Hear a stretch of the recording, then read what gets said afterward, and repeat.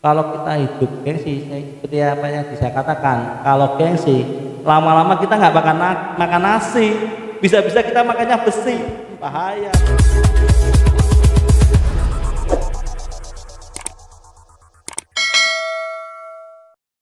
Warahmatullahi wabarakatuh. Semoga kita dalam keadaan sehat walafiat.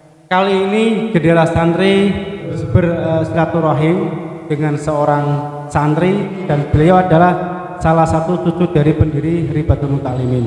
Dan beliau seorang ustadz juga di rumah, seorang pengasuh juga di majelis, dan seorang wirausaha di bidang kuliner. Bagaimana historinya? Mari kita simak dan semoga kita dapat menginspirasi.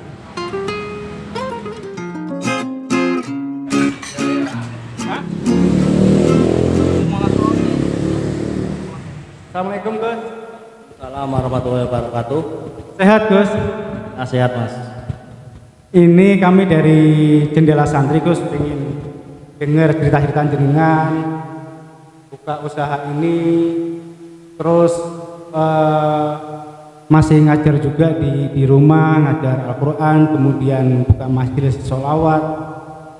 Kami pengen tahu kisah historinya jenengan, bagaimana bagi waktunya. Gus, jenengan pertama kali nyantri di mana Gus?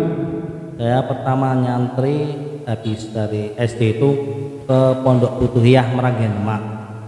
Saya di sana 2 tahun. Pada waktu itu pengasuhnya Mbah Yai Ahmad Thohar atau yang terkenal Imat. 2 tahun di Butuhiyah Gus, Meranggen Gus. Kemudian setelah di Butuhiyah Gus, lanjut di mana lagi Gus? Saya lanjut di Pondok Termas Pacitan Jawa Timur. Saya di Termas selama 5 tahun, hampir 6 tahun lah di sana. Pada waktu itu saya menemui waktu pengasuhnya Mbak Yai Habib Dimyati, juga Mbak Yai Haris Dimyati, walaupun saya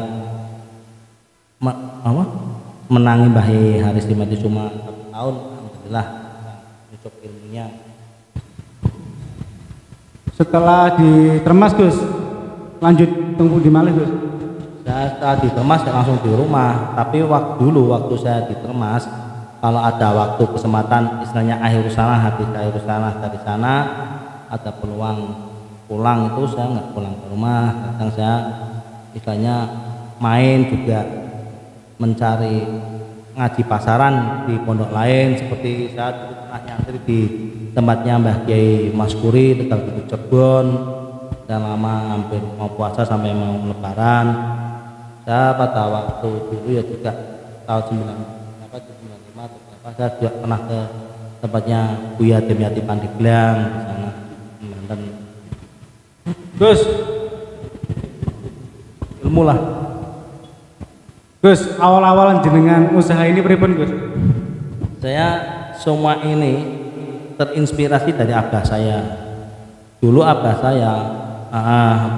saya Hamid Yasin, dulu itu beliau walaupun seorang kiai, beliau sibuk ngaji, juga ngurus pondok peninggalan abahnya Mbak Kiai Selan, tapi beliau tetap wirausaha dengan dulu buat batik lah, jadi juragan batik, buat batik sendiri. Kalau pagi sebelum kuliah datang, beliau bakar malam, terus ngeblok batik sendiri. Saya pekalongan itu bersama almarhumah ibu saya. Nah, dari wejangan-wejangan almarhumah ibu saya, dulu apa saya pernah berpesan pada ibu saya, kalau suatu saat anakku ada yang mau mulang atau apa, harus minimal harus punya usaha sendiri atau pendapatan sendiri, biar kita itu tidak ada rasa mengharap pemberian dari orang lain.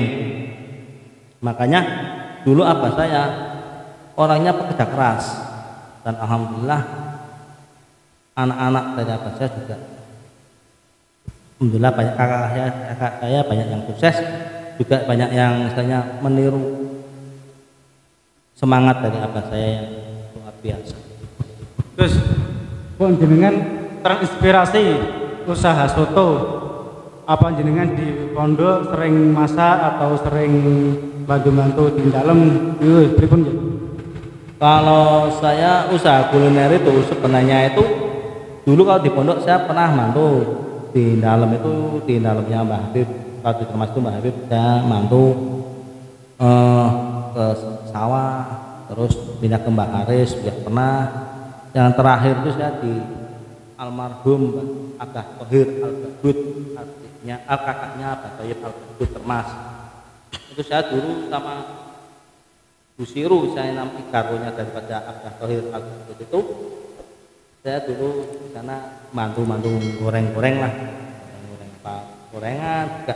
Kan beliau punya kantin yang dipegang oleh Habib Najmi Al-Badud itu. Saya di sana hampir lama, saya di sana hampir 2 tahunan lah saya ikut Abah Thohir Al-Badud. Nah, kenapa saya kok terinspirasi soto itu di kuliner, karena alhamdulillah walaupun sedikit-sedikit itu saya bisa masak.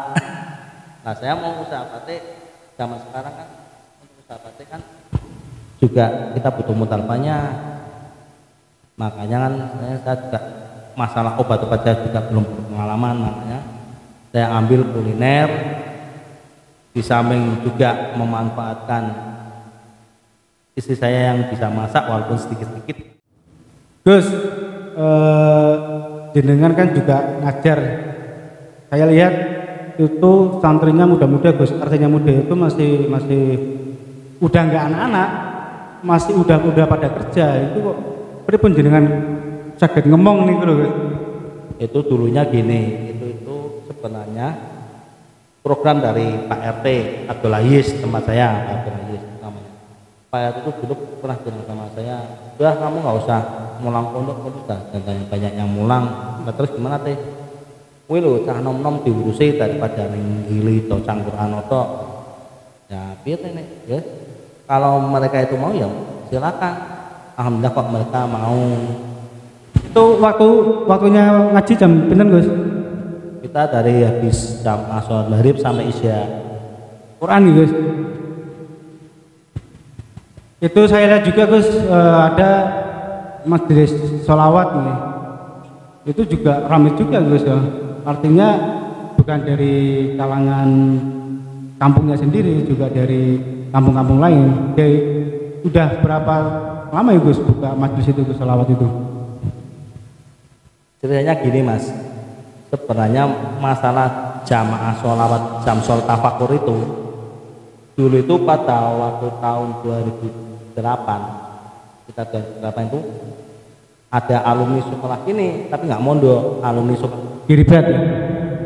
Alumni MA Ribat yang bernama Mas Jamhari sama Mas Ferdios dari Leren Desa, juga Mas Hadi Ismanto dari Cepagan. Itu mereka bertiga itu setiap bulan sekali atau setengah bulan sekali pasti datang ke rumah saya. Nah, kita hanya ngobrol-ngobrol, terus waktu dulu saya masih ngerokok ya rokok sama, terus kalau ada sekarang udah ngerokok Gus? Ya. Terus kata daripada salah satu dari Mas Ferdios itu bilang, Mas, buat daripada kita itu hanya kumpul-kumpul nunggu bakso, yang enggak itu buat kita bikin yang manfaat apa. Kita tanya mau apa, kita mau nake mau apa. Terus ya terserah jenengan. Terus saya matur sama almarhum ibu saya, Bu, ini anak 3 gini gimana? Mereka minta. Terus ibu saya bilang, kamu sudah siap. Kalau kamu sudah siap, kamu siap ada sama ini ada sholawat aliyah. Ini sholawat aliyah. Sholawat aliyah itu ibu saya mendapatkan dari abah saya, abah saya mendapatkan dari abahnya Mbah Kiai Selan. Nah itu sudah putus itu sudah tercerai. Terus akhirnya dari saya susun kembali, disusikan sama almarhumah ibu, saya susun kembali. Terus akhirnya itu saya buat dari kumpulan setiap malam Senin Pon itu dari 2009 sekarang sekitar 11 tahun nih Gus. lah. Dan itu pertamanya itu ya Mas Yamari, Mas Firdaus, jadi terus teman-teman saya yang dari luar, dalam arti teman biasa main lah, seperti Kang Restoni yang di Maleh itu, walaupun dia itu dunia supir bis, dia terinspirasi ingin ikut, monggo. Terus banyak teman-teman yang misalnya katakanlah yang tadinya hidup di jalan banyak ikut jangkau, alhamdulillah sekarang ya. Gus, jadi kan seorang Gus, cucu pendiri. Orang isin Gus, mau nggak gengsi tak Gus buka apa ini kuliner kayak gini? Loh, tapi apakah salah seorang kiai atau kiai jualan? Ya. Kita itu jangan mengandalkan bahwa kita itu anak kiai ataupun kita itu kiai. Yang penting itu kita harus berdiri dengan kaki kita sendiri. Dan jangan kita gengsi. Kalau kita gengsi, insya Allah kita nggak bakal makan nasi. Pasti kita kelaparan. Nanti jangan-jangan nggak bisa makan nasi, pasti digerigiti. Kan bahaya, Mas. Ya sih, pasti. Semangat Gus. Bagaimanapun, kalau saja gini Mas, ini amanat dari ibu saya. Kowe arep mulang ngaji, tapi nek kowe ora duwe penghasilan dhewe, tak jamin mesti kowe bakal tomak. Tapi kalau kita sudah punya penghasilan sendiri walaupun sedikit lah, setidaknya kan kita mau nolong orang, sudah berangkat aja. Masa kita mau disuruh minta tolong, Mas ya minta tolong ini. Nah saya ke tempat jenengan naiknya apa? Bensin saya mau habis, kan malu. Dan itu itu juga nggak etis kan. Kalau kita punya penghasilan sendiri, Mas kita, oh ya berangkat. Sangat terinspirasi, menggugah semangat, nggak gengsi. Karena kalau gengsi kata Gus nggak bakal makan nasi. Justru yang dikerokot besi kan. Bagus ini. Gus, jenengan bagi waktunya pripun Gus? Siangnya buka kedai, malamnya mulang ngaji. Keselip pripun Gus? Nah kalau kita itu mau nuruti nafsu kalau capek ya capek Mas. Tapi gimana lagi? Pokoknya kita jalanin aja apa adanya lah. Kita mengalir aja. Putra pinten Gus?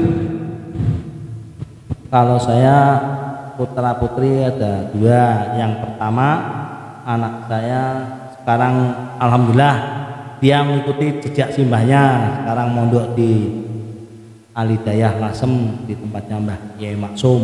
Dulu kan abah saya pernah nyantri di Mbah Maksum, alhamdulillah anak saya bisa. Ibu almarhum Bunyai Azizah ya? Enggak, tempatnya Mbah Maksum. Mbah Maksum ya dulu saya angkatan dengan Bunyai Azizah kata saya. Dulu sama Bunyai Azizah satu angkatan pasti menangnya Mbah Maksum. Nah, kalau anak saya sekarang di tempatnya Bunyai Khiliah itu saja atau karunya Pak Yai Solahuddin Batawi atau Gusdin. Pertama di putra jenengan pertama langsung di Lasem apa di mana Gus? Ya dulu pertama anak saya itu saya titipkan di Terbuan, istilahnya waktu dulu kan mumpung ada Kiai Sepuh Terbuan Mbah Kiai Mukhlas Demiati, beliau itu orangnya yang sangat istimewa bagi saya, orang yang ikhlas, makanya anak saya titipkan biar nyucuk ilmu ini Mbah Mukhlas lah niat saya. Alhamdulillah anak saya menangi Mbah Mukhlas di sana, terus 1 tahun saya pindah ke Lasem. Gus, terakhir Gus, buat inspirasi teman-teman santri yang di rumahnya itu ngajar juga, artinya berkontribusi juga di masyarakat dalam bidang agama ya. Tapi mau usaha kadang isin masih gengsi. Monggo Gus, dimotivasi Gus biar semangat untuk usaha Gus. Ya bagi teman-teman santri, kalau menurut saya selagi kerjaan itu masih halal, dan kita tidak mengganggu atau mengusik kerjaan orang lain, ya kita laksanakan saja, jangan gengsi. Kalau kita hidup gengsi, seperti apa yang saya katakan, kalau gengsi lama-lama kita nggak makan nasi, bisa-bisa kita makannya besi, bahaya mas. Matur nuwun guys. Ini story dari Gus Rifan namanya, atau kita kenal dengan Gus Iang. Kita akrabnya dipanggil Gus Iang. Kalau santri-santri Ribat manggilnya beliau Gus Iang. Mungkin teman-teman alumni Ribat yang main Pekalongan, mampirlah ke sini sambil silaturahim, sambil nyicipi soto segeranya. Alumni Putih yang Meranggen, kalau lewat Pekalongan, alumni Termas Pacitan, kalau lewat Pekalongan, mampirlah di sini di Jalan Hostokro Aminoto, tepatnya di Komplek Pesantren Ribatul Mutalimin, depan MTS Ribatul Mutalimin. Sekalian ngobrol-ngobrol, sekalian silaturahim, sekalian temu kangen, kita icip-icip sotonya. Kesininya jangan sendiri, bawa teman, keluarga, kita dukunglah. Demikian ulasan kami episode kali ini dengan beliau Gus Iang atau Gus Rifan di bidang kuliner. Semoga teman-teman bisa terinspirasi untuk mungkin yang mau buka usaha tapi masih bisa berkontribusi di masyarakat di bidang keagamaan, entah itu mulang ngaji atau di organisasi keagamaan yang lainnya. Semoga liputan ini bermanfaat dan semoga juga warung ini berkah, istiqomah.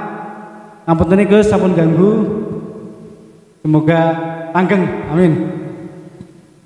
Assalamualaikum Gus.